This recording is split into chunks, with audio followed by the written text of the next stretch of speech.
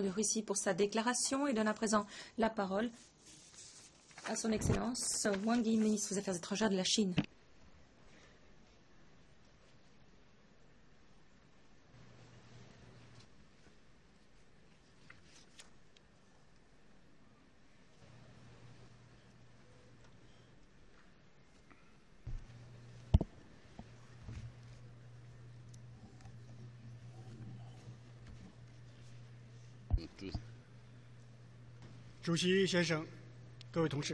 Monsieur le Président, chers collègues,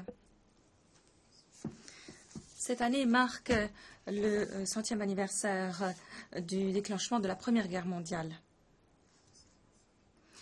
Un éminent penseur de la Chine moderne, Yan Fu, écrivait ce qui suit pour décrire la dévastation causée par la guerre. Quelle tristesse! L'air est plein de l'odeur abjecte de la guerre. L'année prochaine, nous célébrerons le 70e anniversaire de la fin de la Deuxième Guerre mondiale. Plus de 2 milliards d'individus à travers le monde ont été victimes de cette catastrophe. Rien qu'en Chine, l'agression perpétrée par l'armée japonaise a causé la mort ou des blessures à plus de 35 millions de soldats et de civils chinois. Les Nations Unies ont été créées pour éviter que le fléau de ces deux guerres ne se reproduise. Elles consacrent l'espoir fervent de tous les pays de maintenir la paix et la stabilité. Pour atteindre cet objectif, la Charte des Nations Unies crée une vision d'efforts conjoints pour créer un monde meilleur. Dans ce monde, nous devrions nous traiter les uns les autres comme des égaux. Les principes de la souveraineté et de l'intégrité territoriale doivent être défendus. La poursuite par les pays du développement social et économique doit être respectée. Leur droit de choisir de manière indépendante leur propre système social et leur voie de développement doit être préservée. Nous devrions être ouverts et inclusifs. Ce n'est qu'ainsi que nous pourrons instaurer le dialogue, favoriser les échanges et instaurer l'harmonie entre les pays dotés de systèmes différents, de religions et de traditions culturelles diverses. Nous devrions tendre vers une coopération bénéfique pour tous. Chaque pays devrait aligner ses propres intérêts sur ceux des autres et s'efforcer de consolider les zones de convergence. Ce n'est qu'en s'aidant que les pays peuvent prospérer. Nous devrions ensemble lancer une nouvelle réflexion en vue d'un progrès qui bénéficie à tous et rejeter l'ancienne notion d'un jeu à somme zéro ou l'idée que seul le gagnant peut l'emporter. Nous devons défendre la justice. Il est impératif de promouvoir la démocratie et l'état de droit dans les relations internationales, recourir à des règles justes et équitables pour régler les différends. Nous devons tendre vers la paix et le développement dans le cadre du droit international. Toutes les parties devraient ensemble défendre l'autorité et l'efficacité des Nations Unies, réformer et améliorer la structure de gouvernance mondiale. Monsieur le Président, comme nous l'avons constaté dans la bande de Gaza, en Irak, en République centrafricaine et au Soudan du Sud, notre monde est loin d'être pacifique. Face à tous ceux qui perdent la vie dans le cadre de guerre, nous devons nous demander comment empêcher que ces tragédies ne se répètent. Des femmes, des enfants sont déplacés par les combats. Nous devons nous demander quand pourront-ils rentrer chez eux. Face à ces conflits incessants, nous devons nous demander comment ouvrir la porte à une paix durable. Pour faire face à ces problèmes, la Chine pense que nous devrions procéder comme suit. D'une part, trouver des solutions politiques. Nous devons, bien entendu, relever d'efforts, consacrer du temps à réaliser ces objectifs. Mais l'histoire et la réalité nous ont démontré que faire face à la violence par la violence ne permet pas d'instaurer une paix durable et le recours à la force ne crée que de nouveaux problèmes et non des solutions.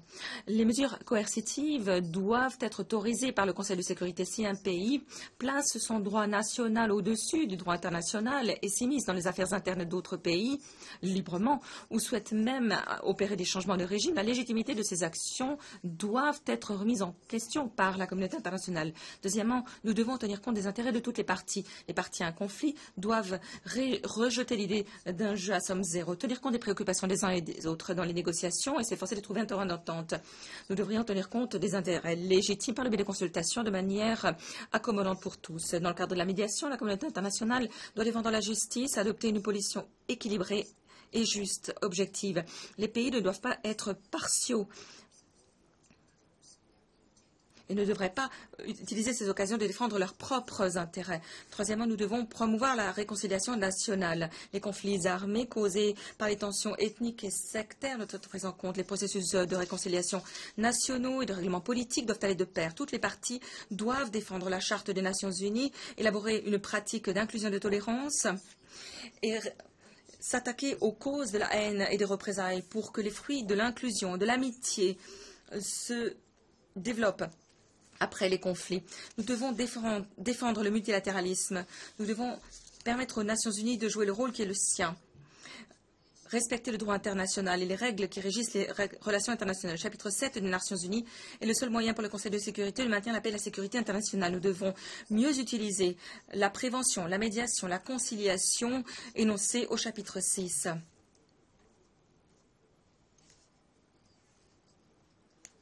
Nous devrions tirer parti des organisations régionales et nationales qui connaissent bien les situations pour les aider à répondre aux problèmes rencontrés dans leur région.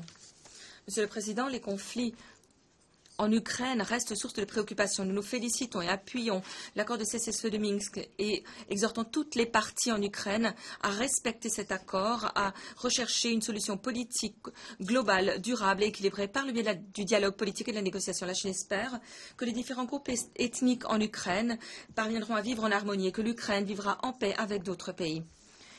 Il s'agit là du seul moyen pour l'Ukraine de parvenir à une stabilité et à une sécurité à long terme. La Chine espère que les Nations Unies joueront le rôle qui est le leur pour trouver une solution adéquate à la crise ukrainienne et appuie les efforts déployés par la communauté internationale pour venir à bout de la situation humanitaire qui touche l'Est de l'Ukraine. La Chine appuie l'Irak dans la défense de sa souveraineté, de son indépendance et de son intégrité territoriale.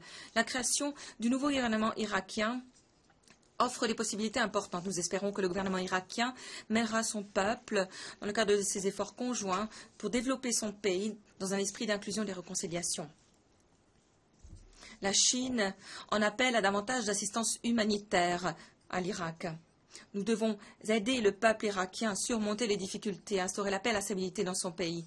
Il en va de la responsabilité commune de la communauté internationale. La Chine s'oppose fermement à tout acte terroriste et appuie la communauté internationale dans ses efforts de lutte contre les forces terroristes de manière coordonnée et concertée, conformément aux résolutions pertinentes du Conseil de sécurité. La Chine estime que dans le cadre de la coopération de lutte contre le terrorisme à l'échelle internationale, nous devrions nous attaquer aux symptômes ainsi qu'aux causes profondes du terrorisme. Le Conseil de sécurité des Nations Unies doivent jouer le rôle qui est le lien. Nous ne pouvons accepter les deux poids deux mesures dans la lutte contre le terrorisme. Alors que de faits nouveaux surviennent dans le cadre de la lutte mondiale contre le terrorisme, la communauté internationale doit prendre de nouvelles mesures de lutte. Elle doit se concentrer sur la lutte contre l'extrémisme terrorisme, le cyberterrorisme et s'attaquer aux causes profondes du terrorisme. Lutter efficacement contre l'utilisation d'Internet et d'autres moyens de communication par les terroristes pour instiguer, recruter, financer ou organiser des attaques terroristes. La crise syrienne se poursuit depuis près de 4 ans. C'est la négociation et non la lutte et le combat qui offrent des solutions. La Chine exhorte toutes les parties en Syrie à mettre un terme au combat et à la violence, à coopérer pleinement avec les opérations d'assistance humanitaire des Nations Unies et à rapidement mettre un terme à la souffrance des civils innocents.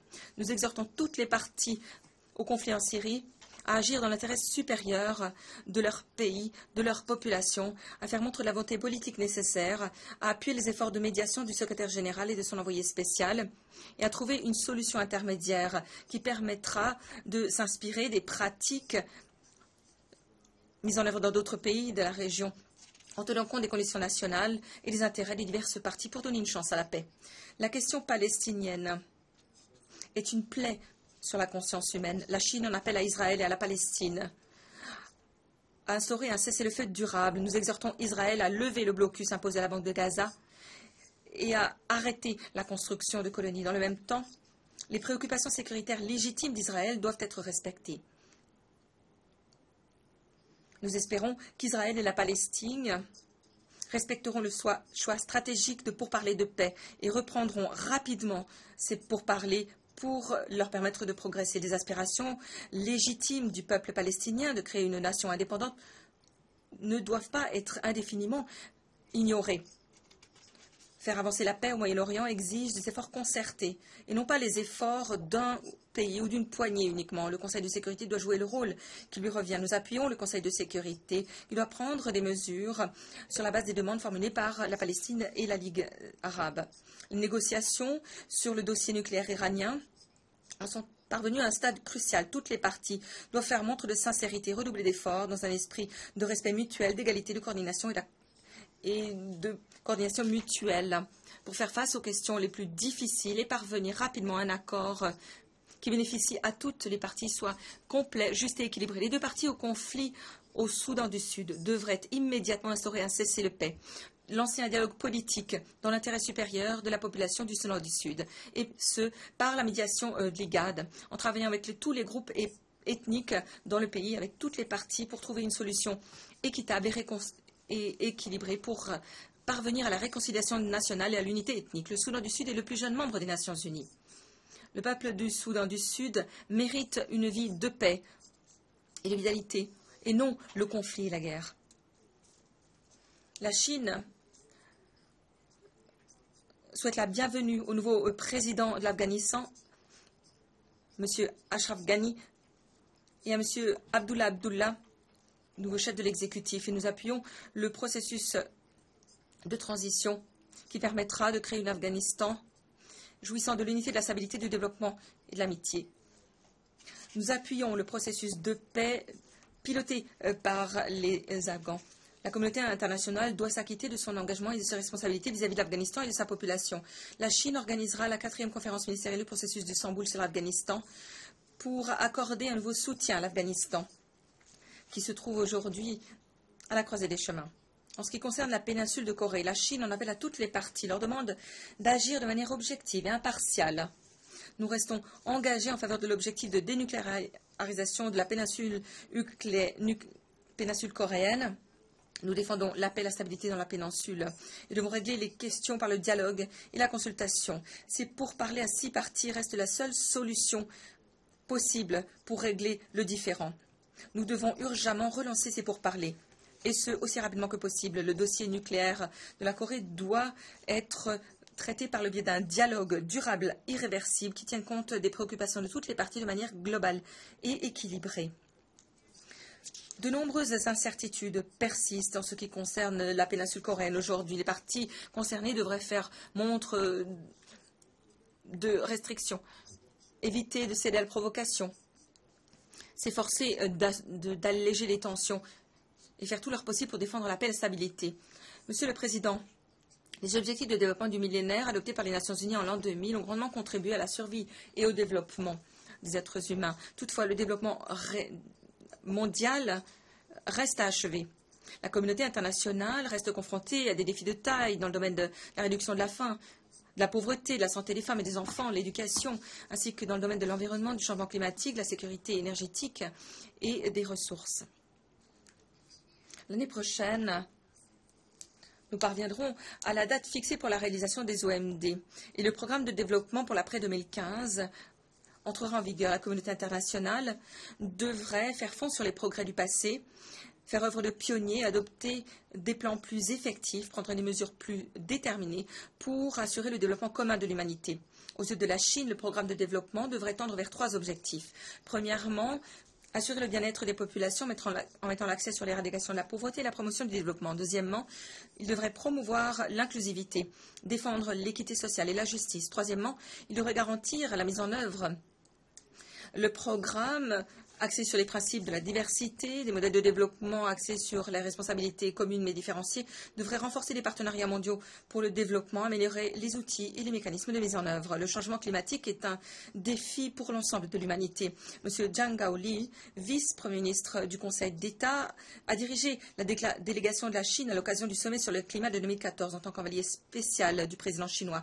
Nous félicitons les Nations Unies pour le succès de ce sommet et espérons que l'élan imprimé à ce mouvement au plan politique se traduira par des mesures concrètes qui permettront d'accélérer la coopération internationale dans la lutte contre le changement climatique. Toutes les parties devraient tendre vers la conclusion des négociations d'ici fin 2015, tel que prévu, pour lancer un nouveau régime de lutte contre le changement climatique pour l'après 2020 sur la base des principes de la responsabilité commune mais différenciée, de l'équité, des capacités respectives pour créer un cadre plus juste et plus équitable pour lutter contre le changement climatique. Monsieur le Président, l'épidémie de maladie fièvre Ebola qui fait rage dans certains pays d'Afrique, une fois encore, sonne le signal d'alarme en matière de sécurité sanitaire mondiale. En tant que frère et partenaire de l'Afrique, partageant tout ce que vit ce continent, la Chine reste aux côtés du peuple africain, continuera de l'appuyer et de l'aider au mieux de ses capacités. Nous prendrons également une part active aux efforts d'assistance internationale. La Chine en appelle à l'Organisation mondiale de la santé, aux Nations unies et autres institutions internationales et lui demande de travailler en étroite collaboration avec la communauté internationale pour lancer de nouvelles initiatives pour renforcer la sécurité sanitaire mondiale et offrir davantage d'assistance aux pays en développement, notamment en Afrique.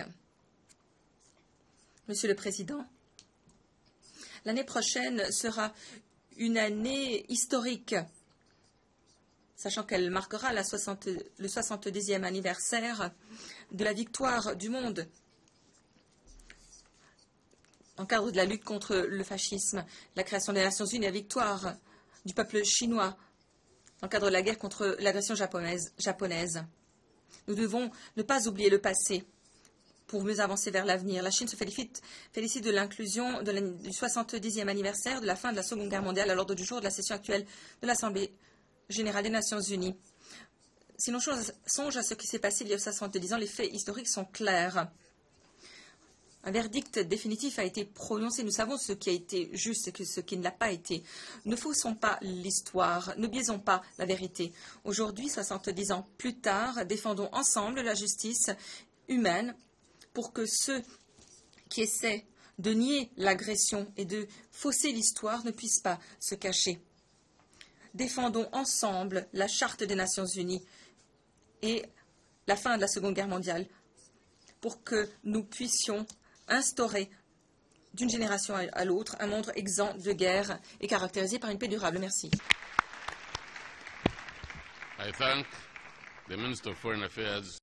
Je remercie le ministre des Affaires étrangères.